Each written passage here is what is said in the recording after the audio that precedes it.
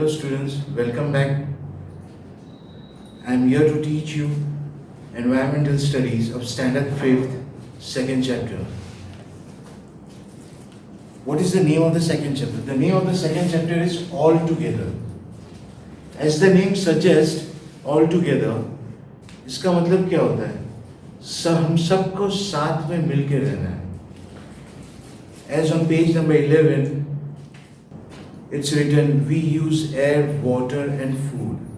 Sometimes we see them being misused. हम हवा भी यूज़ करते हैं, पानी भी यूज़ करते हैं, खाना भी खाते हैं और कभी कभी हम उसका मिसयूज़ भी करते हैं. How we do? जैसे पानी हम मिसयूज़ करते हैं, कभी खाना वेस्ट हो जाता है, हमारा फेंक देते हैं. So we misuse them. Environment gives us land to grow fruit. जो वातावरण है, जो हमारा एनवायरनमेंट है और जो लैंड बनाई हुई है, जो कुदरत ने हमारे को जो ज़मीन दी हुई है, उसके ऊपर हम अनाज उगाते हैं और घर बनाते हैं. So do we really do anything to maintain and preserve it? ये सब हमारे को जो नेचर ने दिया हुआ है, गॉड गिफ्ट्स दिया हुआ है, जो गॉड ने दिया हुआ है, क्या हम इसको प्रिजर्व करते हैं और इसकी रक्षा करते हैं? We are going to study about this in this chapter. So our country is a country. हमारी कंट्री जो है इंडिया है. So it is a country with rich diversity. इसकी डाइवर्सिटी क्या है? What is the meaning of diversity? Diversity के अंदर हम देखते हैं कि each and every human being, each and every people in our country is from different religion, from different caste, different sex. The status of their living standard is different. So our country shows diversity in religion, caste, language, sex and status. Although these diversities are there, ये सब diversities है, सब एक दूसरे से अलग अलग है, फिर भी they are all together. और जो फैसिलिटीज़ हमारे को गवर्नमेंट ने दी हुई है, we all use of them. जो फैसिलिटीज़ हमारे को नेचर ने भी दी हुई है, चाहे we are from different religion, different caste, different sex, still different languages also there, still we all use God's gift which is given to us. So as it is, Jawaharlal Nehru ने कहा हुआ है. So it's a dialogue from Jawaharlal Nehru that India's strength, जो India की जो strength है, वो it's in own diversity. यानी हम देखते हैं कि ईच एंड एवरी स्टेट, जैसे गुजरात है, राजस्थान है, नीचे साइड में हम जाते हैं तो महाराष्ट्र आता है, देन उड़ीसा आता है, हरियाणा आता है, मध्य प्रदेश है, साउथ में Kerala, Karnataka. So each and every state, her state के अंदर भाषा अलग अलग है, हर स्टेट के रीत और रिवाज अलग अलग है. सो लेकिन फिर भी ये सब एक साथ में मिलके एक ही कंट्री में रहते हैं, हमारे देश में. We all stay in India. So और ईच एंड एवरी जो स्टेट के अंदर भी होते हैं तो डिफरेंट कास्ट और डिफरेंट लैंग्वेजेस बोलते हैं. एक स्टेट के अंदर जाते हैं, जैसे वी आर गुजरात के अंदर, ये नॉर्थ गुजरात के अंदर हम अलग लैंग्वेज बोलते हैं. वी स्पीक गुजराती ओनली, लेकिन उसकी जो बोलने का स्टाइल है वो अलग है. हम साउथ गुजरात में जाते हैं, वहाँ के बोलने का स्टाइल अलग है. जो सेंट्रल गुजरात है, जो तापी, भरूच, वो सब जगह आती है, वहाँ के बोलने की गुजराती अलग अलग है. So in Gujarat itself, so all the languages are all different, but still we all stay in the same country. This is called as diversity. So Jawaharlal Nehru ji ने क्या कहा हुआ था कि हमारे जो इंडिया की जो स्ट्रेंथ है वो उसकी डाइवर्सिटी के अंदर ही है. That is why we are superior. Okay, so we are going to discuss about all these things in this chapter. Here we shall discuss about what facilities we are getting and how much we are alert regarding them. अब हम India के अंदर रहते हैं, हमारे को nature ने भी दिया हुआ है हर facilities, and at the same time जो गवर्नमेंट है, हमारे गवर्नमेंट भी हमारे को फैसिलिटीज़ दे रही है. दे बिल्ड रोड्स, रेलवेज बना रहे हैं, तो वाटरवेज जो कैनाल्स होती है वो बना रहे हैं. तो गवर्नमेंट भी हमारे को फैसिलिटीज देती है. Is regards of whichever caste are from you, they don't think so. हमारे कौन सी लैंग्वेज है, कौन सी जाति है, वो देखती नहीं है गवर्नमेंट, लेकिन each and every person living in our country uses the services given by the government. So here on page number 11 there's a story given. Once a boy named Aryan reached Ahmedabad.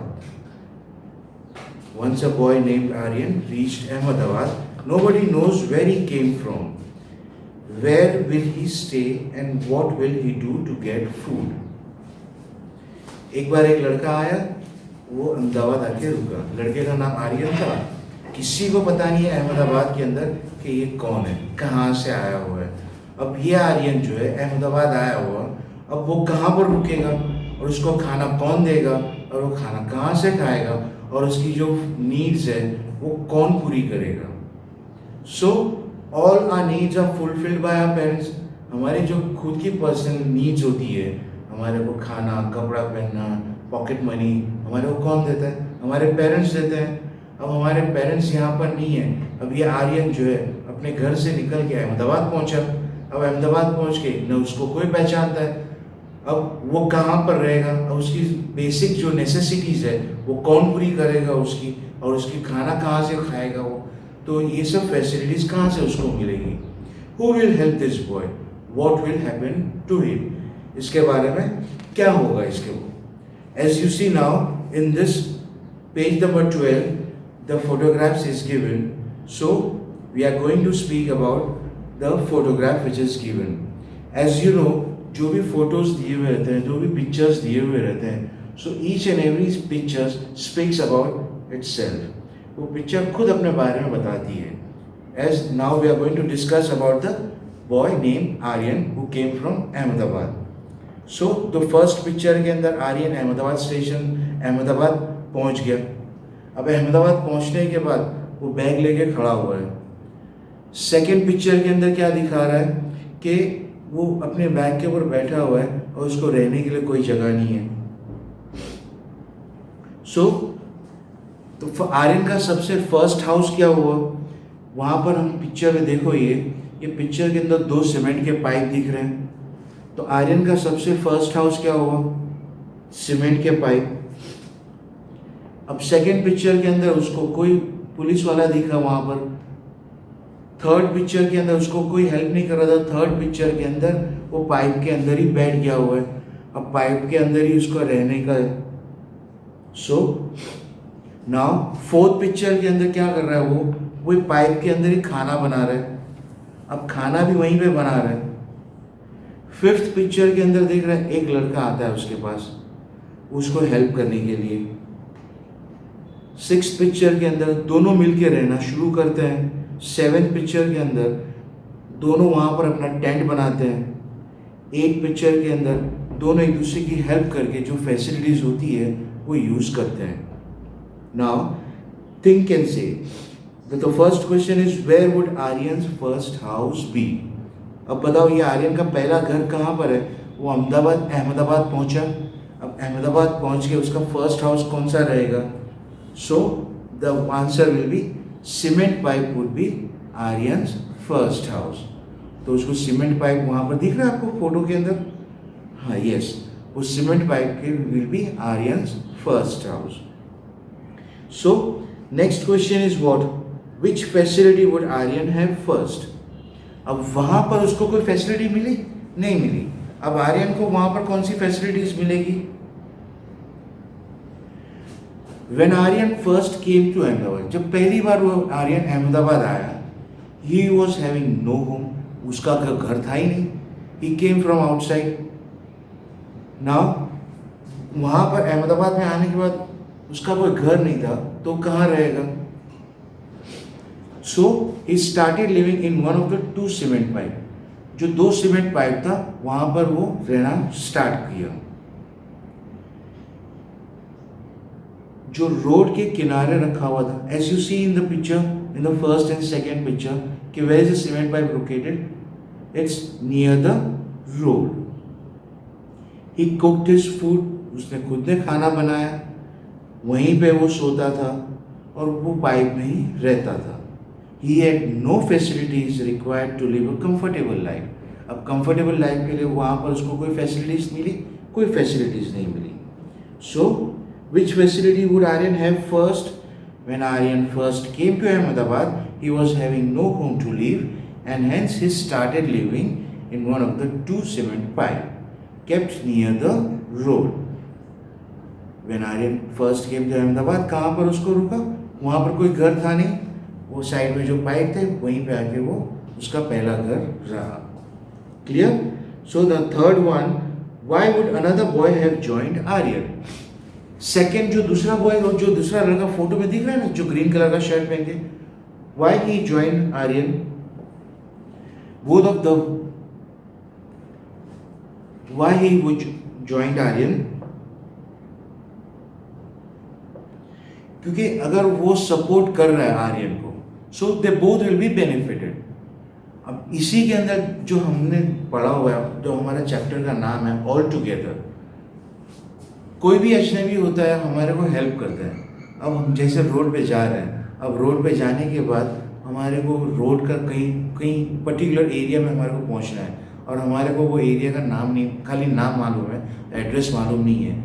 हम कोई भी XYZ आदमी को पूछते हैं भाई where is this address, सो वो हमारे को पूछता है भाई तुम कहाँ से आए हो, क्या जात के हो, क्या नाती के हो, तुम्हारा रिलीजन क्या है. वो कुछ नहीं पूछता है, वो हेल्प करता है. भाई ओके ये एड्रेस है, okay you go this way, take a right turn, take a left turn, take a U turn and the second lane. ऐसा करके हमारे को पूरा एड्रेस समझाता है. अब इसके अंदर हमारे को उसने कोई पूछा, कोई नहीं पूछा. So this is our own diversity. जो हमारी इंडिया की जो ताकत है वो हमारी डाइवर्सिटी है. सो इन दिस वे जो सेकेंड लड़का था वो आके आर्यन को हेल्प करने लगा, so that they both will be benefited.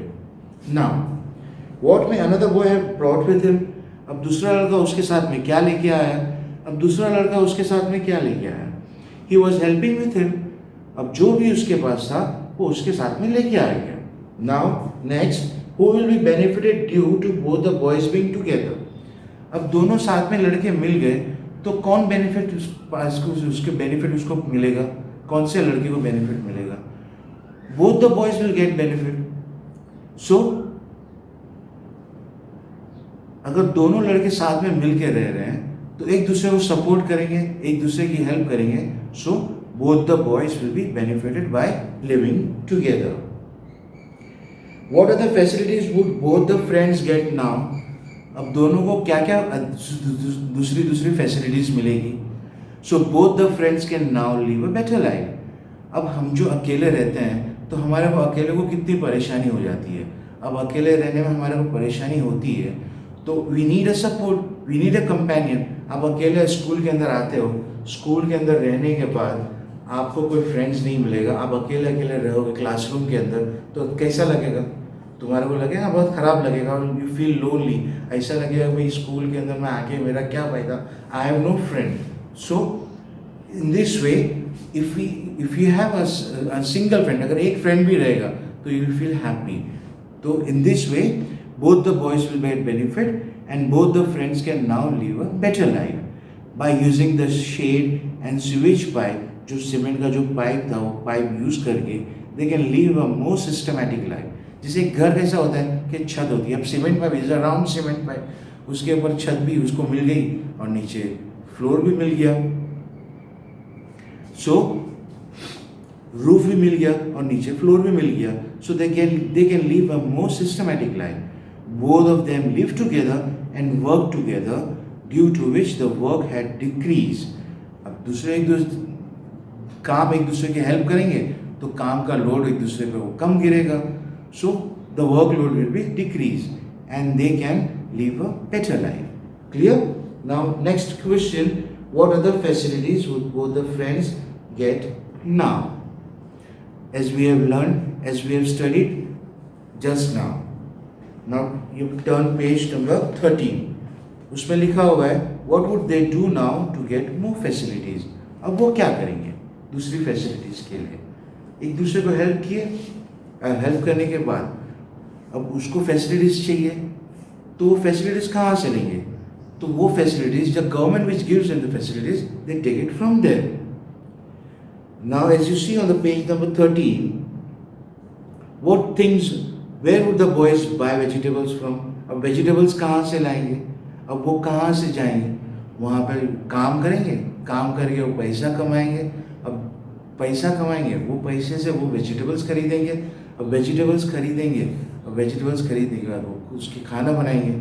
So they will buy the vegetables while they work and they earn money. From the earned money, they will buy the vegetables from the vegetable market. So next one, which things of nature would have been utilized by both the friends? अब nature, जैसे अभी मैंने कहा था कि nature भी हमारे को इंडिया के ऊपर हेल्पफुल है. अब नेचर की क्या क्या फैसिलिटीज़ ये लोग यूज़ कर रहे हैं. अब नेचर ने एयर दिया हुआ है, पानी दिया हुआ है, वॉट जो लैंड है, ये सब नेचर ने दिया हुआ है. So they are using facilities given by the nature, the air, water and the land which is given by the nature. Now next question, what are the essential things required for a man to live? अब इंसान को रहने के लिए what are important चीज़ क्या है? The main important things is, सबसे पहले हमारे को हवा चाहिए. अब एयर के बाद खाना, खाने के बाद water. So a man needs air, water, food to live. Apart from these he also requires cloth. ये सब तो है. उसके बाद भी कपड़े पहनना है ना हमारे को, तो हम कपड़े पहनेंगे, घर बनाएंगे, and many other things is also required. Okay, now next one, how would these boys keep clear the area around their house? जब उनका घर बनाया हुआ है तो वहाँ पे एरिया वो कैसे साफ करेंगे? The boys would have made something like broom. जो broom झाड़ू होता है वो कोई भी लकड़ी से बना के वो झाड़ू बना सकते हैं. And with the help of that broom, they'll keep the area clean around their house. Okay, now as you see the picture, write down what is made from wood. अब हम यहाँ पर देख रहे हैं पिक्चर में, जो फर्स्ट पिक्चर है वो एक कॉट है जो नेचर ने हमारे को दी हुई है. अब नेचर के बारे में हम ये इसके बारे में लिखेंगे कि नेचर के हम क्या क्या चीज़ें यूज करते हैं. तो जो first picture is given as a cot, वो किससे बनी हुई है? It is made from wood. झाड़ के लकड़ी से बनी हुई है. हम झाड़ काटते हैं, झाड़ काटने के बाद उसको पीसेस बनाते हैं. पीसेस बनाने के बाद उसको हम यूज़ अलग अलग तरीके से उसको यूज़ करते हैं. Now in this first picture जो कॉट बनाई हुई है, जो खाट बनाई हुई है, वो बनी हुई है. वो किससे बनी हुई है? It is made from wood. अब वुड कहाँ से आया? Wood comes from tree. झाड़ से आया. So what is the moral of the story? I shall maintain the tree. हम जो नेचर की जो ट्रीज है उसको हम संभाल के रखेंगे. Now the next picture, what is this? It is a thali, the food which we are going to eat. So where is it made? It's made from grains, beans and vegetables. उससे बनी हुई है. And where this come from? They come from the farm, where the farmer वहाँ पर खेती करता है, उसको उगाता है. Then it brings back to the market. Market जाके फिर द रिटेल जो होलसेलर्स होते हैं वो रिटेलर को देते हैं. रिटेल जो है वो ईच एंड एवरी जो आम इंसान होते हैं, as we human being, go to the shop, the retail shop, वहाँ से खरीदते हैं. And then we bring it at home. और हमारी मम्मी खाना बनाती है और वो खाना हमारे को प्लेट में देती है. So the photo is given, it's a plate food dish made from grains, beans and vegetables. अब ये सब कहाँ से उगता है? It's grown on plants, right? So I shall maintain plants. Nature ने प्लांट्स दिया हुआ है तो will I maintain plants. The moral of the story is plants. Next picture में क्या दिया हुआ है? कपड़े दिए हैं. सो कपड़े कहाँ से बनते हैं? They are made from cotton and yarn. Cotton के कपड़े बनते हैं, कॉटन एंड यार्न. और कॉटन एंड यार्न वो कहाँ से पैदा होते हैं? They are from cotton plants. Again came plants, nature. So we are utilizing nature की जो फैसिलिटीज हमको दी हुई है, we are utilizing the best. लेकिन उसको मिसयूज भी नहीं करना चाहिए. जितनी ज़रूरत है उतनी हम यूज़ करेंगे. And then we conserve it. उसको हम प्रिजर्व भी करेंगे कि फ्यूचर में हमारे को भी यूज़ करना है. अगर एक ही चीज़ बार बार हम यूज़ करके ख़त्म कर देंगे तो फ्यूचर में हम क्या करेंगे? तो इसके लिए हमारे को कंजर्व भी करना है. So I will conserve cotton plants. Okay, now turn your page number 14.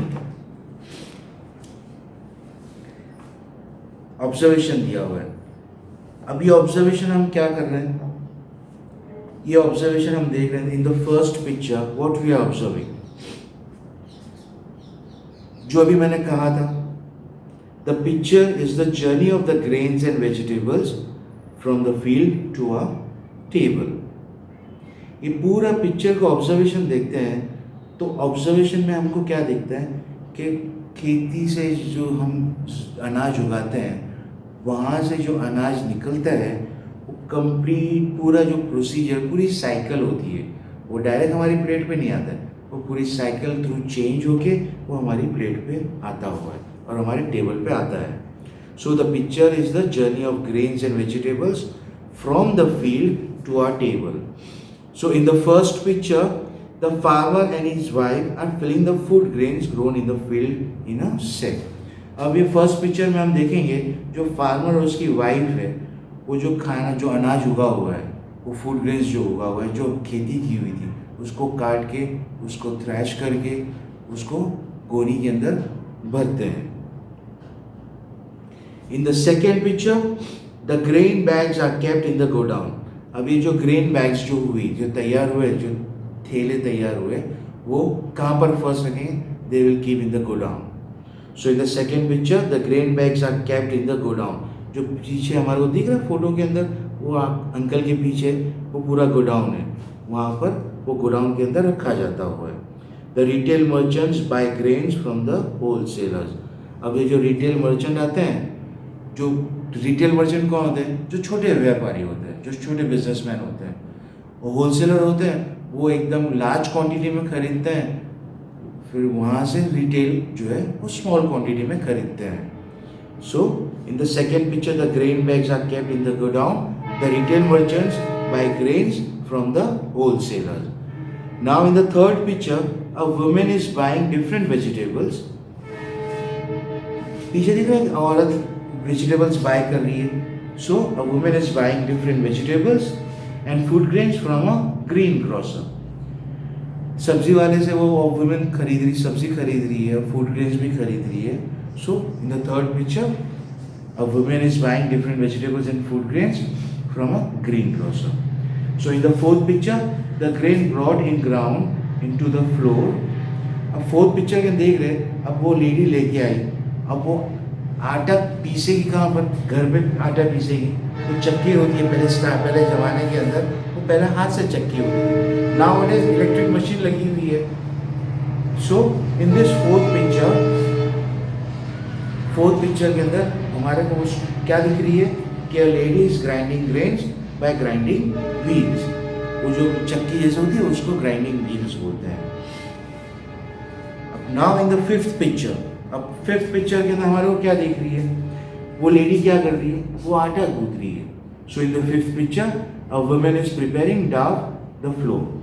जो आटा गूंथते हैं उसको डाफ बोलते हैं. जो फ्लोर, जो आटे का जो गूंथी पाउडर होता है, उसको जो पानी डाल के फिर जो उसको गूंथते हैं उसको डाफ बोलते हैं. और in the last picture, in the sixth picture the women is preparing food.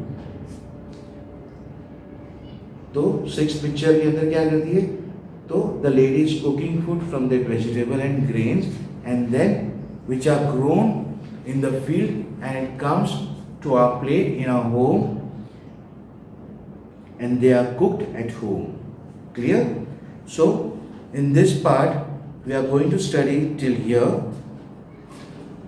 and in the next part we are going to study from the page number 15. Thank you.